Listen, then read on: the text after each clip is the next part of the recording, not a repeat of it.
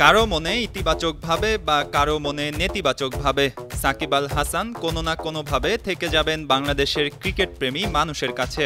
সাকিবের ক্রিকেট গুরু হিসেবে খ্যাত নাজমুল আবেদিন ফাহিম এমন মন্তব্যই করেছেন বাংলাদেশের এই বিদায়ী ক্রিকেটারকে নিয়ে। বাট আমার মনে হয় সবার মনের মধ্যে কোনো না কোনোভাবে ও থেকে যাবে। কারো কাছে হয়তো ইতিবাচকভাবে থাকবে, কারো কাছে হয়তো নেতিবাচকভাবে থাকবে। কানপুর টেস্ট শুরু হয়েছে আজ শুক্রবার। এই ম্যাচ সামনে রেখে বৃহস্পতিবার সংবাদ সম্মেলনে যোগ দেন সাকিব আল হাসান। সেই সংবাদ সম্মেলনে টেস্ট ও টি-20 ক্রিকেট থেকে সমাপ্তির বার্তা দেন তিনি। আমার কাছে মনে হয় যে this is the right time move on করার জন্য এবং নতুনদের আসার সুযোগ তৈরি করে দেওয়ার জন্য। 20 ওভারের আন্তর্জাতিক ক্রিকেটে তার শেষ ম্যাচ খেলেছেন আফগানিস্তানের বিপক্ষে। চলতি বছর বিশ্বকাপে খেলার সেই ম্যাচ ক্যারিবিয়ান অঞ্চলের আর্নস ভ্যালিতে অনুষ্ঠিত হয়েছিল।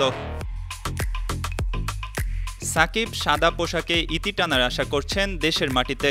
অক্টোবরে দক্ষিণ আফ্রিকার বিপক্ষে টেস্ট খেলবে বাংলাদেশ।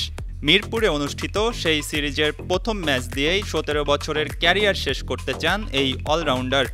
যদিও সাকিব বাংলাদেশে নিরাপদে ফিরতে পারবেন কিনা তা নিয়ে কিছু শঙ্কা রয়েছে।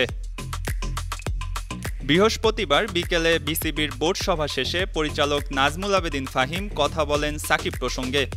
ফাহিম জানিয়েছেন, সবার ভালোবাসা নিয়ে দেশের মাটিতে সাকিবকে বিদায় দিতে পারলে ভালো হতো।